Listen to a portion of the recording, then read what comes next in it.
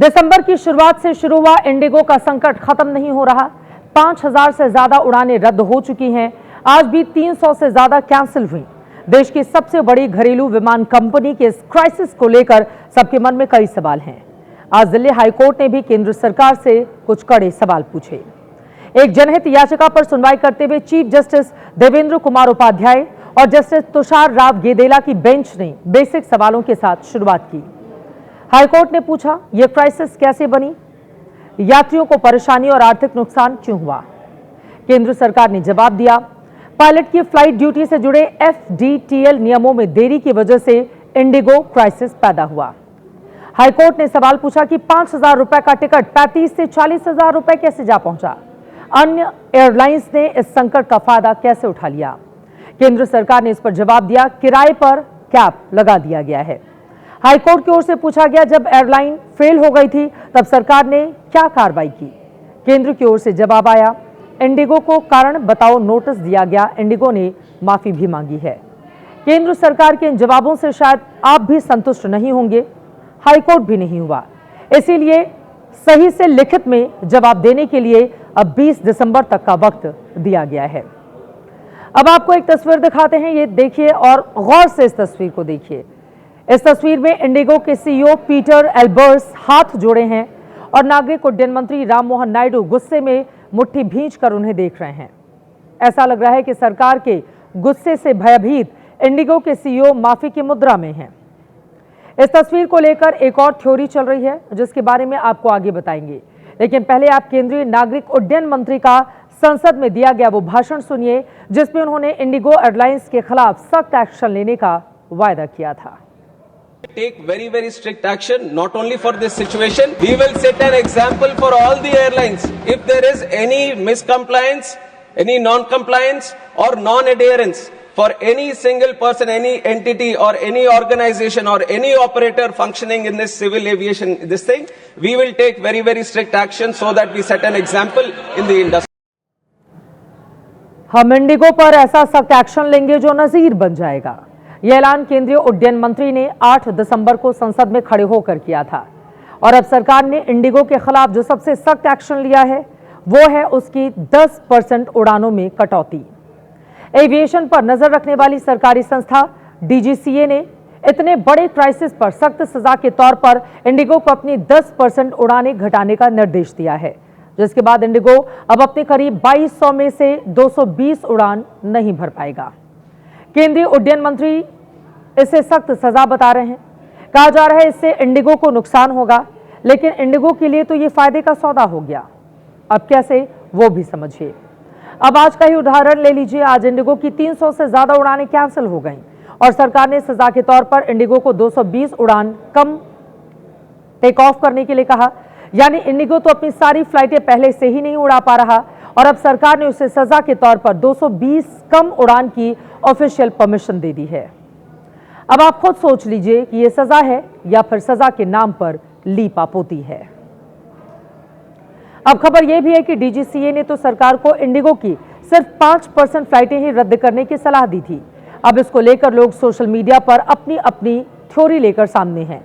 किसी का कहना है कि इंडिगो के CEO ने केंद्रीय उड्डयन मंत्री से हाथ जोड़कर गुहार लगाई थी कि 5% से काम नहीं चलेगा, हमें 10% उड़ान घटाने की सजा दे दी जाए।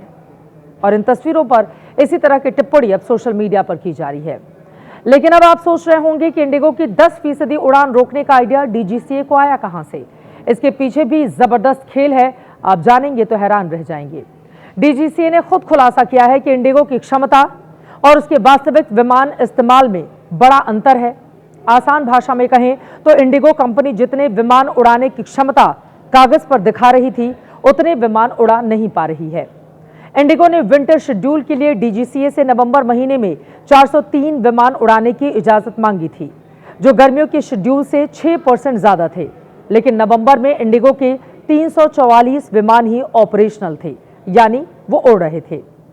इसी तरह इंडिगो ने विंटर शेड्यूल के लिए DGCA से हर महीने 64,346 उड़ान की इजाजत मांगी थी, लेकिन नवंबर में इंडिगो 59,438 उड़ान ही ऑपरेट कर पाई, यानी 9.66% कम। तो अब सीधी बात यह है कि इंडिगो ने जो क्लेम किया था उससे 10% कम उड़ान ही ऑपरेट कर पा रही थी और अब तो सरकार ने सजा के तौर पर इंडिगो को अपनी इन 10% फ्लाइटों को ना उड़ाने की परमिशन दे दी है। बस यही पूरा माजरा है इंडिगो को मिली सख्त सजा का। अब आप ये जरूर सोच रहे होंगे कि इंडिगो ने अगर गड़बड़ की है तो डीजीसीए ने क्या किया। आज हाईकोर्ट ने भी डीजीसीए की भूमिका पर सवाल उठाए हैं। डीजीसीए से सवाल पूछे जा रहे हैं कि जब इंडिगो ने दावा किया था कि फ्लाइट ड्यूटी टाइम लिमिटेशन का पालन करने के लिए उसके पास पायलट पूरे हैं, तो डीजीसीए ने दावे को क्रॉस चेक क्यों नहीं किया। क्रॉस चेक न करने का नतीजा यह हुआ कि 1 नवंबर से नियम लागू होने पर पायलटों की कमी से इंडिगो की फ्लाइटें रद्द होने लगी।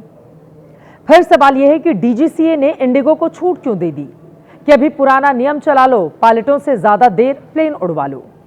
फिर डीजीसीए ने 6 दिसंबर को इंडिगो के सीईओ को शो कॉज नोटिस दे दिया और जवाब देने के लिए 8 दिसंबर तक का वक्त क्यों दिया। इंडिगो फ्लाइट्स कैंसिल होने की वजह से बाकी एयरलाइंस ने 3 दिसंबर से किराए बढ़ा दिए, लेकिन डीजीसीए ने 6 दिसंबर को किराए पर कैप क्यों लगाया। 3 दिन के बाद नींद क्यों टूटी। अब हाईकोर्ट भी यही पूछ रहा है कि डीजीसीए ने ऐसा क्यों किया, इंडिगो को इतनी जल्दी माफ क्यों कर दिया गया। लेकिन अब दिल्ली हाईकोर्ट ने कहा है कि वो इस केस पर अपनी पूरी नजर रखेंगे।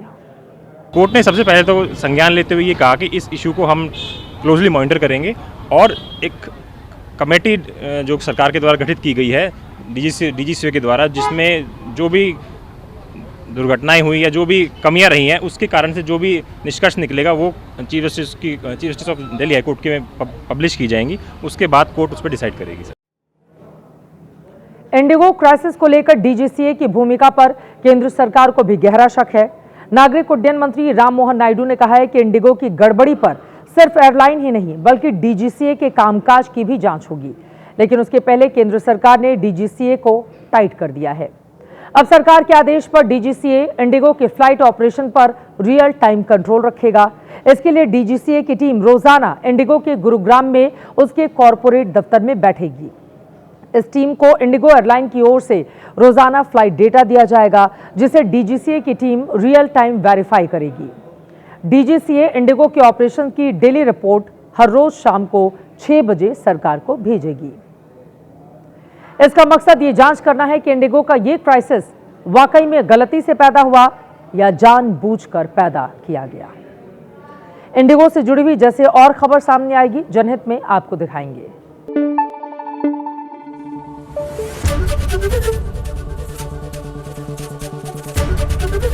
एबीपी न्यूज आपको रखे आगे।